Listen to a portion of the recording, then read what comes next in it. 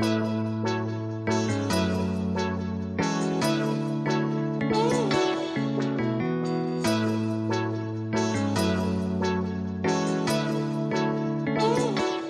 guys, welcome back to the channel. As you can see, we're in an empty shop today, and we will be getting back here eventually, but we actually have to go pick something up from the local dealership.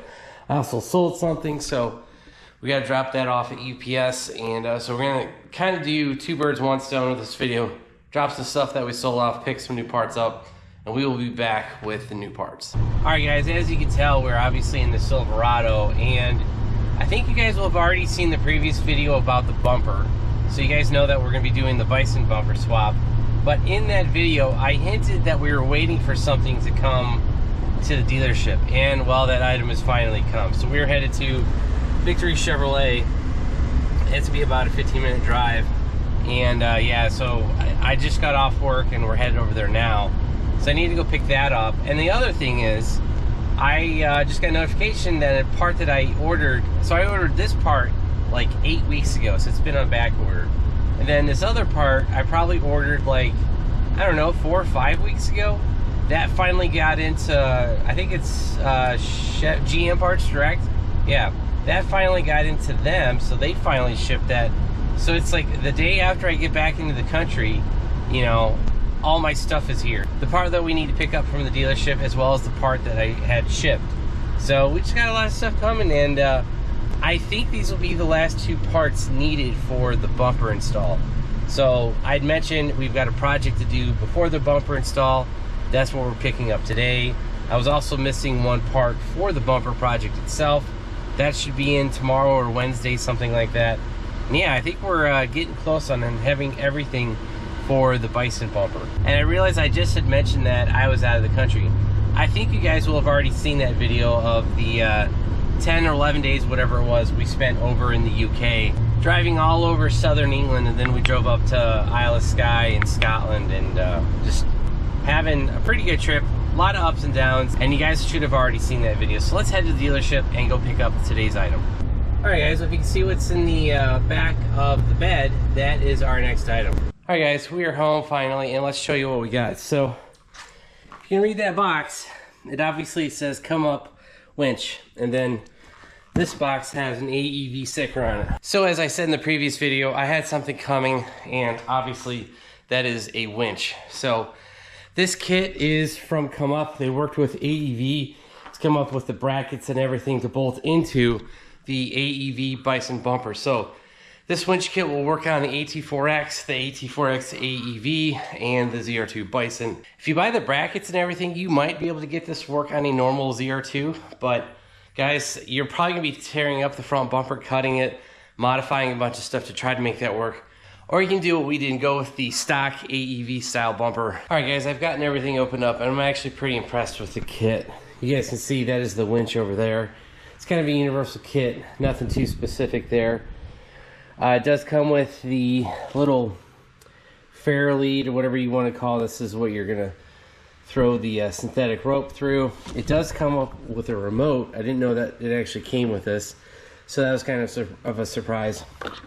And then the other stuff that we have spread around, those are pretty much all of the parts from AEV. And the AEV kit's going to provide the bracket to bolt to the Bison bumper. There's a little bit of a rubber gasket there. I think it's an isolator. And then all of the hardware and electronics that you're going to need to make sure that everything works. And then on top of that, the really good idea was AEV included a set of color instructions, and then Come Up also included a set of instructions for the winch. So you've got a set of instructions for the install. You also have a set of instructions for the winch itself. So that will be very helpful when it comes time to install the winch, as well as the electronics and everything, because right here, I'm not sure if you guys can see it, this is basically the controller for the winch. That's going to mount up under the hood. I know there's a bracket somewhere for that actually bolts in the fender well, and I think pretty much else, everything is just standard that you would get with a winch. You know, there's your leads, your battery cables, your red hook. This we might replace with something else. And then I remember seeing this. I think this might be just a power button underneath the hood. So if you guys have the hood popped, press that button, and I think they'll provide power to the winch, and then you can use your wireless remote. I think that's how that works. So, all right guys, so the bumper is upside down, so that's why the logo is wrong, but we're gonna need a T15 Torx to get these 4 screws out. Then we'll be able to go ahead and put the winch slot install in and knock this out. So, all right, I got those 4 screws off. I need to get these 4 pads off because the bracket will not sit flush against this with that bracket being in the way. So you guys can see that's perfectly flat machined aluminum. That needs to sit against this flat. So like I said, we need to push these, I think we call them J or U clips. I forgot the actual term of it, but whatever. So we got to remove all 4 of these. So we got the J clips removed. Now we can go ahead and install this. I know it looks like it's gonna be upside down, but like I said, the bumper is upside down. So let's go ahead and get this installed. This is a 7mm hex, this bolt, and the nut on the other side is 17mm.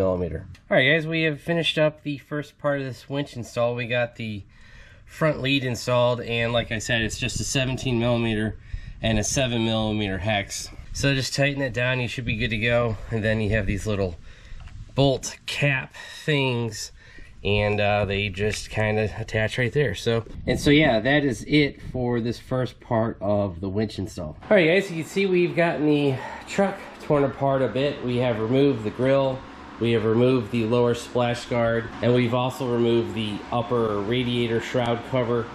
The grill I covered in a previous video. I'll have a link in that up above. Pretty simple. All you gotta do is take off 4 10mm bolts up top. There's some clips up top you gotta do. Then you have to disconnect the power washer fluid for the camera, as well as some electrical connectors over here for the camera, like I said. And then I've got the 2 running lights, and then I have my LEDs that we'd put in the previous video. This bottom skid pan is held in with 13mm bolts. There are 6 of them. You guys can see there's 4 there, 2 there. That's in a pile over there. So just get under the truck, remove those 6 bolts. That'll come off. And now we're pretty much ready to start taking the bumper off. And from what I can tell, there is a vertical bolt here, a vertical bolt over here. We need to take the tow hooks off. There's 2 bolts there. I think there are 17 or 18. I'll correct that information down below. And then over on the side, we have to get these fender liners disconnected, and I believe that's going to be AT20. So take off that, take off those 2 vertical bolts, and then I think we can go ahead and get started on the rest of the bolts. I think there's 6 to 8 bolts holding the bumper on itself. So all right guys, the 2 bolt holes in the middle, I believe that is the outer bracket that holds the bumper to the outside of the frame.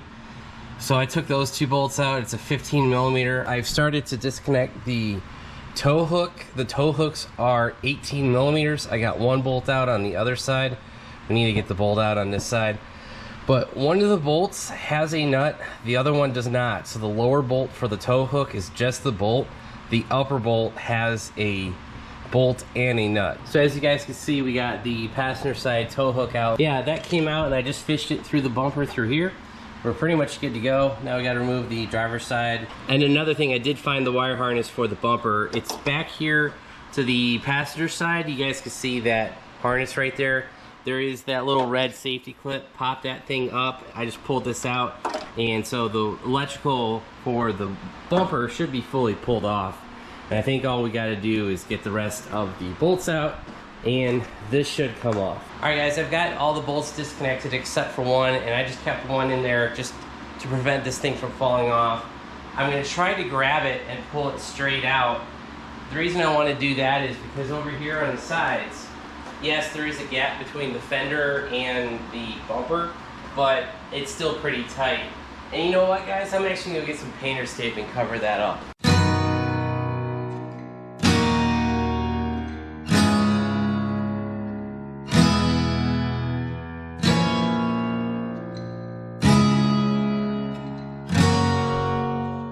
Alright guys, that was the big goal for today, was to get the bumper off. And I can confirm, I said earlier in the video I wasn't sure if we needed that backing plate from AEV. Guys, if you tried to mount the winch on here, there's literally nothing connecting the 2 frame horns from the passenger side to the driver's side. So I do have that piece from AEV that will slide right in. Alright guys, we're finally done with disassembly and we're going to start this whole AEV bumper conversion as well as the winch install. If you guys have a Bison, you obviously don't need to deal with this mounting plate, but if you guys are converting like we are from a ZR2 to a ZR2 Bison, you will need this mounting plate. I didn't think we were going to need it, but I'm glad we have it because we definitely do. There's 3 holes at the bottom here, pointing them out, 1, 2, 3. That's actually where the mounting plate for the winch will bolt up to. With the factory plates, so these ones, obviously you don't have the middle piece to connect the winch to. So this AEV piece basically bolted on just like the stock pieces. I used the 3 bolts that came off my truck, bolted this whole thing on. And guys, there is some play, vertical play up and down. And then I started tightening the bolts. And I just lined up the already existing used, serration from where the bolt had been previously tightened on the other truck that this bumper came off of. And that's how I lined everything up. So like I said, there is a little bit of a vertical. And so basically I put it on, let it lie flat. Lifted it up just enough to where all the bolt washers, so this washer here, lined up on both sides. And there you go, it's pretty much tight. All right, so you'll see we have the winch bracket just kind of mocked up. Unfortunately, the hardware piles they give you aren't organized at all, so it's just a bunch of loose bolts. They say they want an M10 by 1.5 hex, and I'll be honest, I don't know what size that is. I just went through the bag of bolts. I found 3 bolts that had 3 nuts that matched it, and this is going to be correct. So we're going to torque this to 58 Newton meters. I don't know what that is in foot-pounds. I need to convert that, but yeah, so this is going to be the winch mount. We'll mount the winch on here. All right, guys, I have the winch in my lap. The next thing we got to do is put these little square nuts in it, and you basically just line them up. There's a little pad that they're going to sit on, and when we roll this over, we want to make sure that those are all straight. So kind of put them in their slot. There's one there, we'll put the last 2 in. Then we're going to flip this over and put the winch on the mounting plate. Oh, and that 58 Newton meters is actually 43 foot-pounds. So we've torqued everything down here. The bottom of the winch calls for the same 43 foot-pounds. We have finished the physical install of the winch itself. We got the mounting plate like we showed you. We got the winch installed, and then I just tightened everything down. The back 2 bolts you can reach with a normal torque wrench, so I got a bigger one over here. And then the front one, you needed a crow's foot. I do happen to have one. Like I said, it's 43 foot-pounds. And yeah, so I was able to get those tight. I'll be honest, guys, if you just get that nice and tight with a wrench, that's a ratcheting wrench of 15 millimeter, because that's what it is. I was pretty close with the torquing on that. So whether you need a crow's foot and a torque wrench for the very front, I'll leave that up to you. All right, guys, we are starting the electrical installs for the winch, and you guys can see we made a couple changes under here. First, you take the battery tray topper, that's just what we're going to call it. I have already installed this auxiliary fuse kit for the switches that we have here, for the upfitter switches. That comes with a 200 amp fuse. You want to take that out and replace it, the one with the winch kit. It was 350 amps, so this big one right here, pull that off.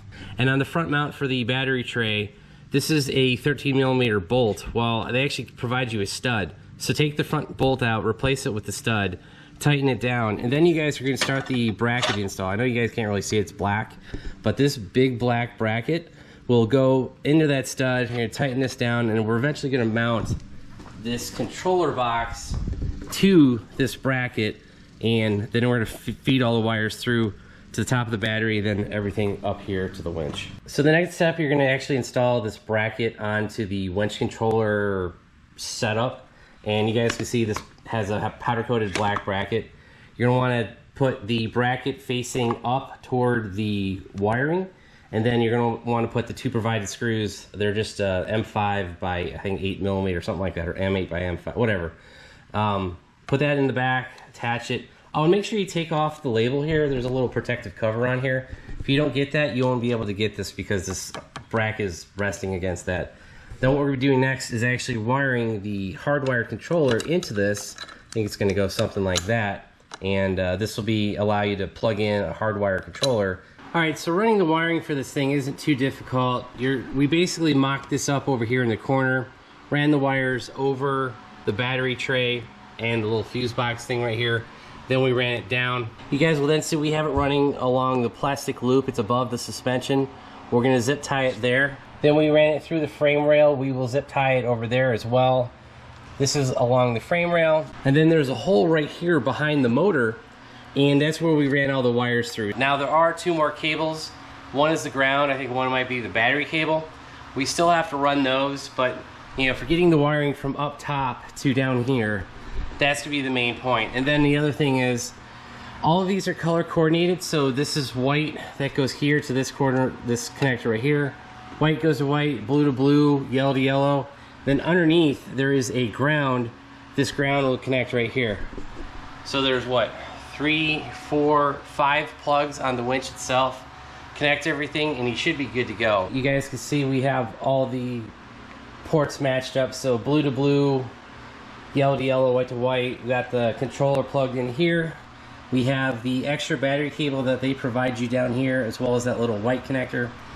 That battery cable goes up from here. It's actually a negative terminal. Ignore all this controller wiring, but it goes through the truck.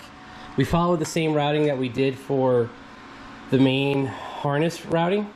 And then it actually goes up here. It connects to the chassis ground underneath the hood shock right here. And then another ground that they provide you is actually another battery cable. So basically, you connect the negative battery terminal here. It's a 10 mil. Connect it to that same ground. So we swapped that for the 350 like we showed earlier. Put the new nut, put the cable on there. That cable goes into here. This is the controller box. Now I haven't finished mounting it. It needs to be tightened there, tightened there. I think there's a bolt on the bottom that we need to hook up, but yeah, that's for later. But yeah, so you turn that on. It's gonna beep. And I believe they want you to... So you just heard the beeping stop. So the wireless controller does work. It does actually come with a battery in it, which was kind of shocking. But yeah, so just press out with it and your rope will come out. So yeah, that's pretty much about it. I'm gonna have to wring this out until we get that loop out. And so yeah, that's the general controller with the wireless. There's also a wired controller that plugs into the side here. You guys can see that plugged in, and it does the same thing. Out, switch it up, down, it makes it go out. So yeah, that's the general operation of the winch. Alright guys, and that's going to be a wrap on the winch install from Come Up. As you guys saw, we took the old bumper off, did all the wiring, ran all the cables, hooked up all the battery connections, all the battery cables, the grounds, all that. And then you guys saw us use the wireless as well as the wired controller, you know, basically controlling the winch in and out. Now I will show you a finalized picture here of the final install. I did want to show you a completed picture, and that is because I'm still working on the bumper install that you will see in the next video. So if you guys want to see the finishing up of this project with the actual Bison bumper install, hit that subscribe button, turn on your bell notifications, and if you guys want to help support the channel, check out all the links down below. I'll try to include part numbers for everything that we use today. The mount kit, the part numbers for the winch, everything else, battery cables, twist ties, everything, zip ties, all that stuff that we used. We'll include all those part numbers down below, and also make sure you check out our website, BonecrrusherSS.com. Any support you guys could give us goes right back into the channel, these projects, the Corvette, the truck, and the shop. So that's going to be it. Thanks, guys. Have a great one.